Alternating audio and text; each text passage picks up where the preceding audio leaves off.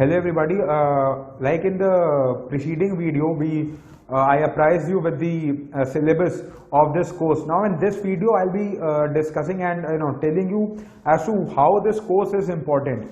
See, this course is important because we will not be dealing with the theoretical aspects which are used in the criminal law, because that can be taught in law school and everybody can go through the books and know them. But it is important to know how do you apply it practically in the court of law.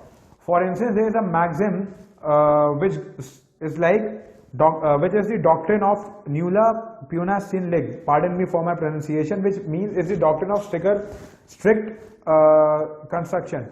It states that when there are two punishments available, the court has to provide the punishment which is less. And it was even held in the case of Sanjay Dutt. The full bench of the Supreme Court has held that, for instance, if we can give an example that the act provides that the person can be sentenced to either with the penalty of 1 lakh or with the penalty of 10 lakhs, then the court should impose the penalty of 1 lakh. So it means that the lesser penalty shall be imposed. So these are the things which an advocate should be well versed with, because if you are arguing and there are chances that a case might be not allowed, so it's better to get at least, if not 100% of the relief, at least 50% of the relief from the court. Apart from that, we will be talking about the practical aspects. For instance, in the SC/ST Act, no separate bail application is filed. It is in the criminal appeal that an application for bail is made. However, when we talk about other cases, when we talk about offences relating to IPC or DP, Dowry Prohibition Act, or PMLA Act, or PC Act, Prevention of Corruption Act, so in those cases, only when the order of conviction is passed, only then you can approach the court for an appeal. Whereas in SC/ST Act, even if you are arrested and the order of conviction has not been passed, and if you want to seek the bail from any of the court, it is only in the appeal that you have to make an application for the bail.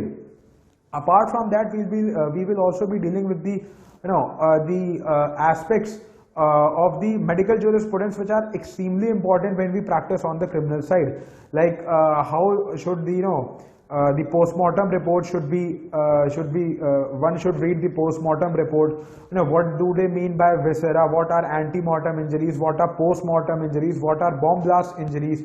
All these things are really important. And also the ballistic report. Ballistic report is also of great importance when you are practicing on the criminal side. And other biggest advantage of this course is that we will also be covering how cross-examination, chief examination and re-examination is done in the trial court, and how one should prepare himself when he has to examine any witness in the court of law. And apart from that, the biggest advantage of this course will be that we will be discussing as how you, as a defense counsel, what procedure and methods you should be adopting in order to make sure that your client gets the required relief from the court of law.